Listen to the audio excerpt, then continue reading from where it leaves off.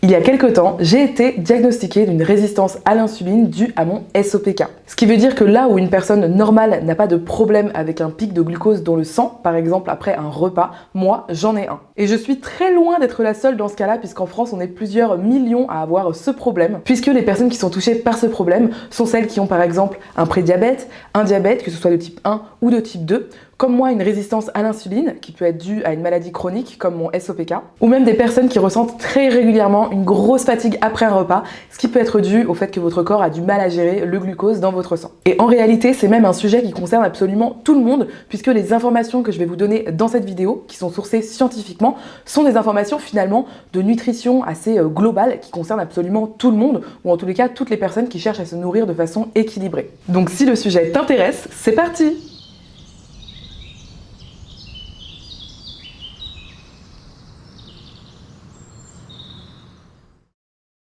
Mais avant de commencer, est-ce que vous saviez que vous pouviez économiser de l'argent sur vos achats au quotidien? Non? Eh bien laissez-moi vous présenter le partenaire de cette vidéo qui devrait vous faire économiser de l'argent en 2025, j'ai nommé eBay Club. eBay Club, c'est un système de cashback, un site et une application 100% gratuit et qui pourtant vous permet de récupérer un pourcentage du prix d'achat sur des milliers et des milliers de boutiques partenaires. En clair, que vous fassiez des achats en ligne via votre ordinateur ou votre téléphone portable, ou bien en physique dans des magasins, ou même via des bons d'achat, eBay Club vous permet de récupérer immédiatement une partie de l'argent que vous avez dépensé. C'est un système qui fonctionne vraiment dans tous vos achats du quotidien ou dans vos achats exceptionnels, que ce soit dans des supermarchés, dans des magasins bio, lorsque vous achetez des livres, de l'électroménager, des vêtements, des cosmétiques. Ça marche même lorsque vous achetez des billets ou des séjours pour partir en vacances. Et écoutez-moi bien, j'ai appris ça récemment, ça marche lorsque vous allez chez votre garagiste si c'est un garagiste partenaire. Comment ça fonctionne? C'est très simple. Dès que vous allez faire un achat dans une boutique partenaire, vous vous rendez sur eBay Club, site ou application, vous recherchez la boutique, vous cliquez sur « J'active mon cashback » et eBay Club va directement vous rediriger vers la boutique en question. Vous faites vos emplettes normalement, vous payez pas plus cher, vous payez le même prix, vous pouvez même avoir des réductions, je vous en parle juste après. Et dès que vous avez validé votre achat, vous allez recevoir un petit pourcentage en cashback sur votre cagnotte directement sur eBay Club. Bon, par exemple, nous, on a une chienne, on lui achète des croquettes tous les 2 mois environ, et pour ça, on passe par Zooplus. Et bien à chaque fois, on passe par le lien eBay Club. La première fois, on a eu 5 € carrément de réduction sur notre commande, donc c'était hyper intéressant. Et en plus de ça, à chaque fois qu'on passe commande, on a 1,7% de notre achat qui est remboursé directement sur la cagnotte eBay Club. Donc c'est des petites sommes comme ça qui s'accumulent au fur et à mesure de l'année. Et franchement, sur la fin de l'année, ça peut faire des dizaines et des dizaines, voire des centaines d'euros économisés. Ce que j'adore, c'est que l'inscription est totalement gratuite et sans engagement. En passant par le lien que je vous mets juste sous la vidéo, vous aurez 6 € offerts directement sur votre cagnotte lors de votre inscription. Sachant que vous pouvez récupérer l'argent de vos cagnottes au bout de 10 €, donc ça va très vite. Et cet argent-là, soit vous le transférez directement sur votre compte bancaire, soit vous avez envie de le transformer en bon d'achat pour de futures emplettes. Mon petit conseil, c'est d'installer l'extension de navigateur sur l'ordinateur et l'application sur le téléphone pour être sûr de ne rater aucune offre, que ce soit lors des achats en ligne ou en physique. Alors n'hésitez pas à cliquer sur le lien sous la vidéo pour voir les milliers de partenaires d'eBay Club et vous inscrire avec les 6 € offerts. C'est totalement gratuit et sans engagement. Allez, je vous laisse maintenant avec la suite de la vidéo. Bon, je vais pas vous mentir, lorsque j'ai été diagnostiquée de résistance à l'insuline, c'était pas une très bonne nouvelle parce qu'en réalité c'est une sorte de prédiabète, ce qui veut dire que si je ne fais pas suffisamment attention à mon alimentation, je risque de développer du diabète. Mais en fait j'ai décidé de ne pas m'arrêter juste à ce que peuvent dire parfois les médecins, qui est tout simplement d'arrêter totalement certains glucides, ce qui était très clairement pas compatible avec moi, le mode de vie que je souhaite mener, mais également pas compatible avec mes tendances à faire des TCA, donc des troubles du comportement alimentaire pour les personnes qui ne connaissent pas ce terme. Et ce que j'ai fait de ce fait, c'est que j'ai mené mes petites recherches. Alors je ne suis pas médecin, il faut que je le dise quand même en introduction, mais je vous laisserai dans tous les cas vérifier un petit peu les infos que je donne dans cette vidéo, puisque je donne toutes les sources scientifiques en fait que j'ai suivies sous la vidéo. Et en réalité, avec tout ce que j'ai appris et tout ce que je vais vous transmettre dans cette vidéo, je me suis rendu compte que on peut manger encore plein de glucides, c'est simplement qu'il faut mettre des petites astuces en place dans son quotidien qui sont assez simples à mettre en place. Il faut pas être trop rigide avec ça, il faut aussi se foutre la paix parce que c'est important d'être aussi bien dans sa tête que dans son corps. Et donc vous allez voir, les informations de nutrition globale que je vais vous donner aujourd'hui sont vraiment utiles dans ce cas-là, sont utiles comme dit dans plein d'autres cas aussi. Mais surtout, ça nous montre qu'on peut continuer à se régaler, à se faire plaisir, juste en mettant des petites astuces en place au quotidien qui font que notre pic de glucose va être moins intense à la fin. Et la première astuce absolument géniale que j'ai apprise à mettre en place, ça a été d'apprendre à cuisiner mes glucides pour transformer leur amidon en un amidon complexe, un amidon résistant. L'amidon résistant, en fait, il n'est pas digéré dans l'intestin grêle, contrairement à l'amidon classique d'une pomme de terre par exemple ou de riz blanc. Et ça réduit drastiquement l'impact sur la glycémie de ces aliments et ça réduit également directement leur index glycémique. Et l'index glycémique, si vous ne le savez pas, je l'expliquerai un petit peu plus tard dans la vidéo, mais en gros, c'est pour classifier les aliments en fonction de s'ils ont des sucres rapides ou des sucres lents. Donc là, en fait, avec ce type de cuisson que je vais vous expliquer tout de suite, on va transformer un petit peu des sucres rapides dans des sucres lents. Globalement, c'est vraiment très simple. Il suffit simplement de cuire vos aliments comme vous avez l'habitude de le cuire, donc par exemple des pommes de terre dans l'eau salée, mais ensuite de laisser les pommes de terre refroidir, par exemple au moins 1 heure au réfrigérateur. C'est donc une astuce absolument parfaite pour les personnes qui font du meal prep par exemple. Et ensuite, lorsque vous passez au repas, vous allez réchauffer vos pommes de terre rapidement et les manger. Et là, en fait, le fait de refroidir puis de réchauffer, ça va transformer la structure de l'amidon dans la pomme de terre, ce qui va transformer ces glucides, ces sucres plutôt rapides, en sucre lent, ce qui est absolument incroyable, je trouve. Et on peut faire pareil avec le riz et les pâtes, même si c'est du riz blanc ou si ce sont des pâtes blanches. Dans ce cas-là, ce qu'il faut faire, c'est cuire le riz avec un petit peu d'huile, donc par exemple de l'huile de coco. Moi j'aime bien cuire le riz façon pilaf, vous avez dû le voir dans énormément de mes vidéos meal prep ou cuisine au global. Donc je mets d'abord un petit peu d'huile de coco dans ma poêle, je fais chauffer. En général à ce moment-là je mets des épices à torréfier, mais ça c'est totalement facultatif. J'ajoute mon riz, je mélange un petit peu le riz pour le nacrer, et ensuite j'ajoute mon eau. Ce qui fait que le riz sera un petit peu avec de l'huile de coco. Là c'est pareil, une fois qu'il est cuit, vous allez le réfrigérer, puis vous allez le réchauffer pour votre repas, et vous aurez encore une fois transformé de l'amidon simple en un amidon résistant. Pour les pâtes, le mieux à faire, c'est de les cuire normalement. Ensuite, vous les égouttez, vous les mélangez avec un petit filet d'huile d'olive et rebelote. Vous mettez au réfrigérateur ou au congélateur en fonction de vos préférences de conservation.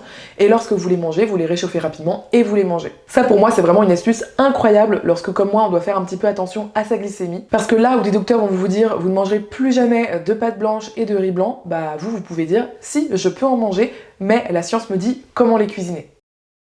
La deuxième astuce, c'est vraiment quelque chose à savoir en général pour absolument tout le monde, ça va être d'habiller ses glucides. Je m'explique. En fait, l'impact de la glycémie dans votre sang, elle va être très différente si vous mangez des glucides tout seul ou si vous les mangez avec d'autres aliments. Des aliments par exemple protéiques ou des aliments riches en gras. En gros, ce qu'il faut savoir, c'est que c'est bien de continuer à manger des glucides, c'est même très important. Après, on parlera de la catégorie de glucides qui peut-être est plus intéressante pour vous que d'autres plus tard dans la vidéo. Mais quel que soit dans tous les cas les glucides que vous choisissez de manger ce jour, ce qui est bien, c'est d'avoir une assiette équilibrée. C'est vraiment classique, mais c'est important à savoir. Il ne faut surtout pas oublier les protéines dans votre assiette, les fibres également qu'on trouve souvent dans les légumes et la petite source de gras. Donc en gros, une assiette végane équilibrée, c'est en général la moitié de l'assiette remplie par des légumes, un quart rempli par une source de protéines. Donc une bonne source de protéines pour les véganes, ça va être du tofu, du seitan, du tempeh, également des protéines de pois texturées, des protéines de soja texturées. On a aussi tous les simili-carnés qui sont d'excellentes sources de protéines. Et si on souhaite avoir une source de protéines un peu moins forte en protéines, on peut aussi se tourner vers les légumineuses. Et ensuite, on prend une source de glucides.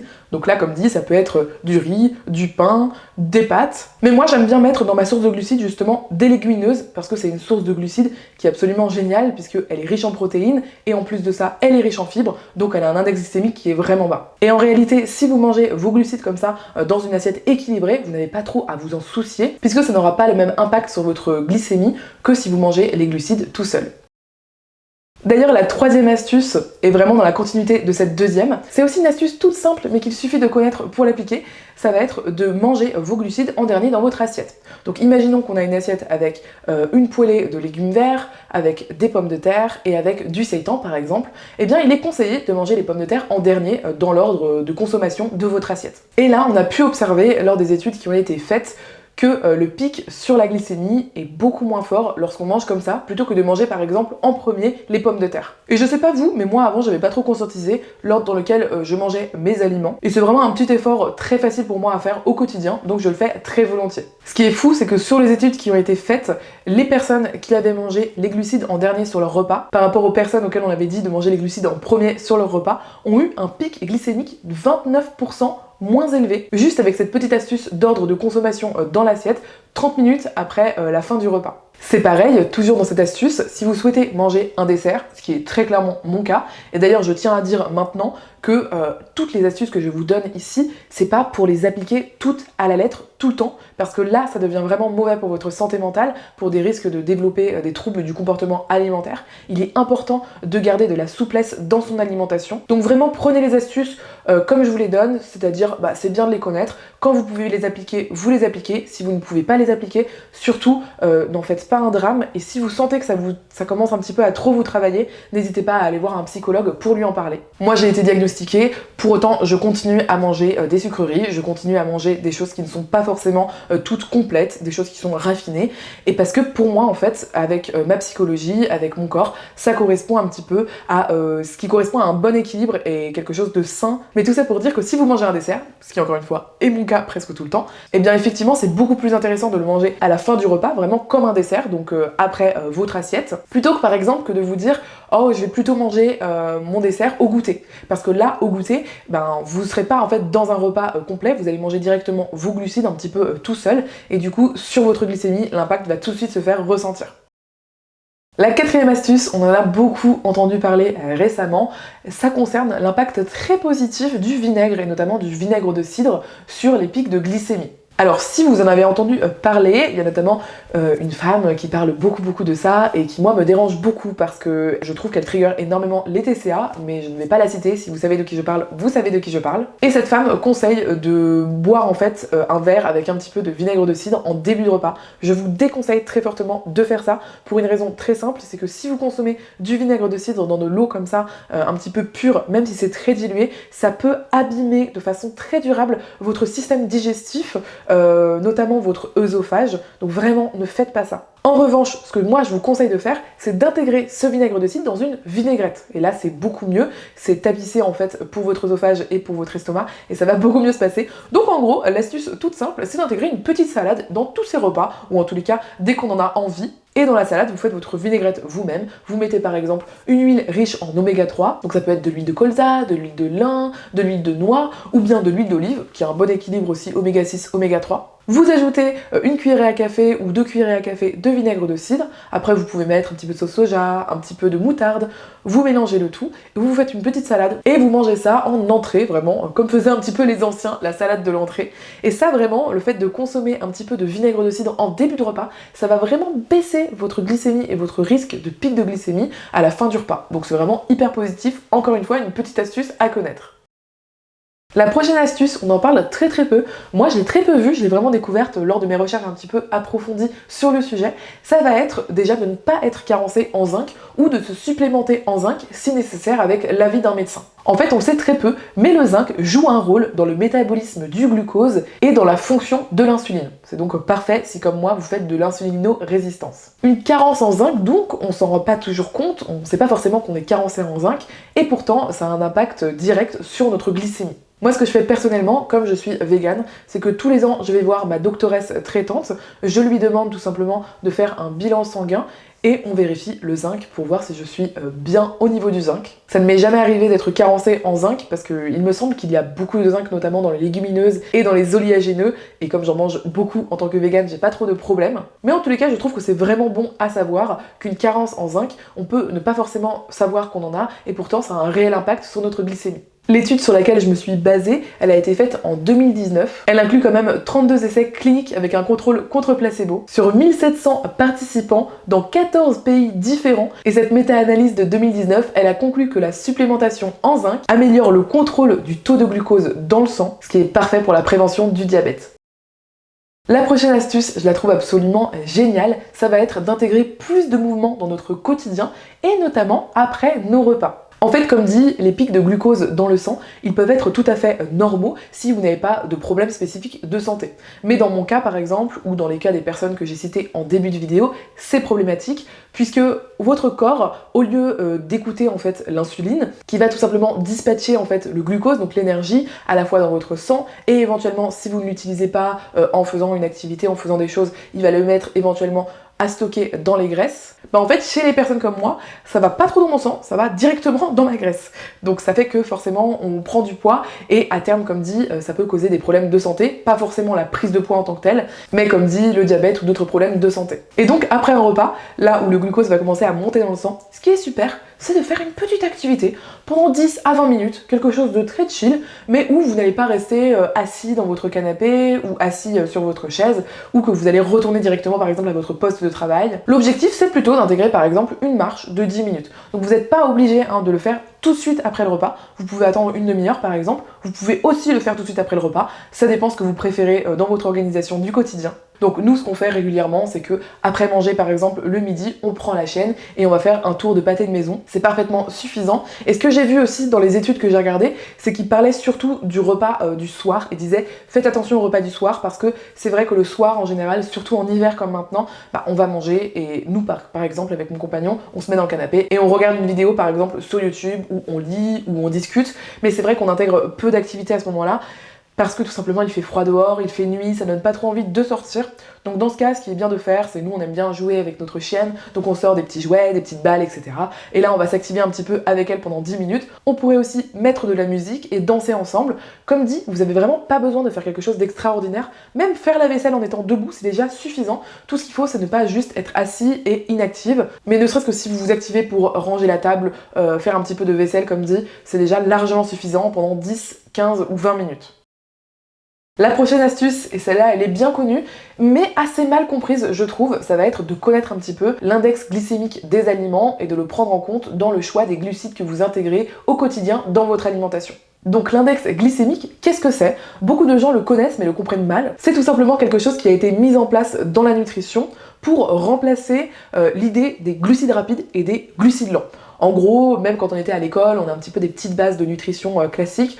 On sait que, par exemple, du riz complet, ça va être des sucres lents, vs un bonbon, ça va être des sucres rapides, par exemple. Mais en réalité, c'était pas très clair comme distinction, ni toujours très juste. Ce qu'on a fait donc, c'est qu'on a attribué une note entre 0 et 100 à chaque aliment, ce qui correspond à son index glycémique, qu'on appelle aussi IG. Et là, on a en gros 3 catégories. On a la catégorie IG bas, la catégorie IG moyen et la catégorie IG haut. Pour la catégorie IG bas, ça comprend tous les aliments qui ont un IG entre 0 et 55. Pour l'IG moyen, c'est entre 55 et 70. Et pour l'IG haut, c'est entre 70 et 100. Je vous mettrai un petit tableau à l'écran pour vous montrer différents aliments, dans quelle catégorie ils sont. Vous pourrez faire pause pour regarder tout ça au calme, mais en gros, ce qu'il faut savoir, c'est que les index glycémiques qui sont bas, ça va plutôt être les légumineuses. Donc toutes les légumineuses sont dans cette catégorie, ce qui en fait donc un super aliment, très clairement, au vu en plus de tous les nutriments, toutes les vitamines qu'elles procurent, toutes les fibres, etc. On a aussi grosso modo à peu près tous les légumes qui sont dans cette catégorie, et toutes les céréales qui vont être complètes. Donc ce qui est bien, c'est de connaître un petit peu rapidement en fait les IG bas, et de dire je vais plutôt favoriser quand je peux, de mettre une source de glucides à IG bas dans mon alimentation, plutôt qu'une source de glucides à IG haut. Mais comme dit, je vous ai donné d'autres astuces dans cette vidéo pour que vous puissiez toujours manger des IG hauts, parce que c'est important de continuer à se faire plaisir dans son alimentation. Donc si vous souhaitez quand même manger des IG hauts, comme dit les pommes de terre, ou les pâtes blanches, ou le riz blanc, vous pouvez tout simplement suivre les autres astuces que je vous ai données dans cette vidéo. La prochaine astuce, elle est toute simple. Vous allez dire, mais Andrea, on l'entend tout le temps. Oui, mais l'avez-vous déjà entendu sur le sujet de la glycémie? Moi, personnellement, non. J'ai été choquée. En réalité, il faut être vraiment bien hydraté. C'est important pour plein de choses. Mais ne pas être en déshydratation, ce qui est mon cas actuellement. Du coup, je vais boire. Eh bien, ça vous permet de contrôler votre glycémie naturellement, juste en étant hydraté. Comment ça se fait? Eh bien, si vous êtes déshydraté, votre corps va sécréter des hormones pour que vous gardiez l'eau que vous avez en vous. Donc ce sont des hormones antidiurétiques, c'est-à-dire allez faire pipi maintenant tout de suite. Mais en fait, justement, en offrant trop peu d'eau à votre corps au quotidien, eh bien, votre corps va, comme dit, générer ces hormones antidiurétiques pour vous empêcher d'aller aux toilettes et pour plutôt que vous gardiez l'hydratation en vous. Et ces hormones-là, très précisément, eh bien, c'est un peu abusé, mais je vous jure qu'elles font que votre foie libère plus de glucose. En gros, elles disent, allez, on fait pas pipi et on libère du glucose par le foie. Donc en gros, ça va faire monter votre taux de glucose dans le sang, puisque votre foie est en train de sécréter du glucose tout seul en fait. L'astuce pour ça, elle est toute simple, elle est presque gratuite, c'est de boire de l'eau suffisamment au quotidien. Donc moi ce que je vous conseille, c'est d'avoir une source d'eau en fait régulièrement à côté de vous pour pouvoir boire, que ce soit lorsque vous travaillez, que ce soit même si vous regardez les écrans ou que vous êtes à l'extérieur, pouvoir boire aussi souvent que possible. La prochaine astuce, je l'adore parce que c'est un peu une astuce de foodie, c'est un peu une astuce de je cuisine et je me fais plaisir, ça va être de ne pas lésiner sur les épices, et notamment certaines épices, notamment une à laquelle je pense qui est la cannelle. Ce qui est génial, c'est que la cannelle, elle peut aider à baisser votre taux de glycémie dans le sang, et donc à augmenter un petit peu l'efficacité de votre insuline. Il a donc été montré scientifiquement que consommer entre 1 et 6 grammes de cannelle tous les jours pourrait aider à stabiliser le taux de glucose. Donc moi ce que j'aime bien faire par exemple, si je prends des flocons d'avoine pour le petit déjeuner, ça va être effectivement de mettre de la cannelle dans mes flocons d'avoine, ce qui fait que cette cannelle va aider un petit peu à réguler les glucides qu'il y a dans les flocons d'avoine. Mais après la cannelle en réalité, nous on l'associe beaucoup à une cuisine sucrée, mais c'est pas forcément le cas. Sachez qu'il y a plein de régions et de pays dans le monde dans lesquels on met de la cannelle dans des plats salés, c'est notamment par exemple le cas au Maghreb, mais aussi dans les pays orientaux, et c'est absolument délicieux. Moi j'adore en mettre par exemple dans mon riz, et je trouve que la cannelle va extrêmement bien avec les plats à base de tomates. Maintenant, très important à savoir avec la cannelle, n'allez pas me mettre une quantité astronomique de cannelle au quotidien dans votre alimentation, ça pourrait vous créer des troubles, notamment si vous ne faites pas attention au type de cannelle que vous consommez. En gros, il y a deux types de cannelle principaux, ça va être la cannelle cassia et la cannelle de Ceylan. Il faut vraiment favoriser la cannelle de Ceylan, parce que la cannelle cassia, je vais pas rentrer dans les détails parce que je les connais plus précisément, mais en gros elle peut créer des troubles au niveau de la santé, alors que la cannelle de Ceylan c'est pas du tout son cas. Donc vraiment je vous invite à acheter plutôt de la cannelle de Ceylan. Si ce n'est pas précisé, ça va forcément être de la cannelle cassia parce qu'elle coûte beaucoup moins cher à produire, donc les industriels ont toujours intérêt à marquer si c'est la Ceylan en gros, puisque c'est de la meilleure qualité. Voilà, c'était la petite astuce supplémentaire. Et on arrive déjà à la 10e astuce de cette vidéo. Et figurez-vous qu'on va parler du magnésium. Alors oui, le magnésium, on en entend beaucoup parler, notamment lorsque c'est l'hiver, parce qu'il me semble qu'on peut prendre du magnésium pour aider en fait son humeur à aller un petit peu mieux en hiver. Mais là, on ne va pas parler de ça, puisqu'apparemment le magnésium c'est absolument miraculeux pour plusieurs sujets, puisque figurez-vous que le magnésium joue un rôle essentiel dans le contrôle de la glycémie. Ainsi, ce qui est conseillé, c'est de globalement augmenter sa consommation de magnésium.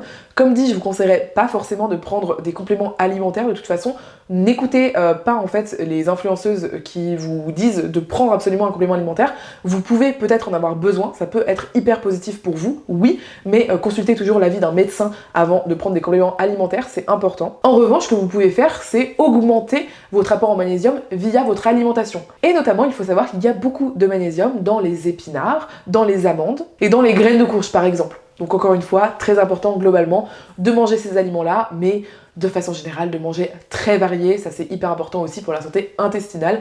Même si c'est pas ce dont on parle aujourd'hui, c'est bien d'en parler dans une vidéo de nutrition. Comme d'habitude, dès que je parle d'un sujet de type nutrition ou qui s'appuie un petit peu sur la science, toutes les sources que je suis allée voir pour cette vidéo sont en description. Donc je vous invite, si vous en avez envie, à faire vos recherches vous-même pour voir à quel point vous êtes d'accord avec ce qui est dit ou non. J'ai super hâte de savoir en commentaire qu'est-ce que vous avez appris grâce à cette vidéo et quelles seront là ou les astuces que vous allez intégrer un petit peu à votre quotidien. Dites-moi si vous aussi vous avez un problème d'insuline, d'insulinorésistance, de diabète, ce genre de choses, que je me sente moins seule. Je mets un petit disclaimer aussi en fin de vidéo parce que je sais que là, il n'y aura plus que les vrais qui seront là, mais en gros, je ne souhaite pas avoir de commentaires sous mes vidéos de cuisine pour me dire t'as un problème de glycémie et tu cuisines ça, c'est pas bon pour toi, l'index glycémique il est trop haut, machin, etc.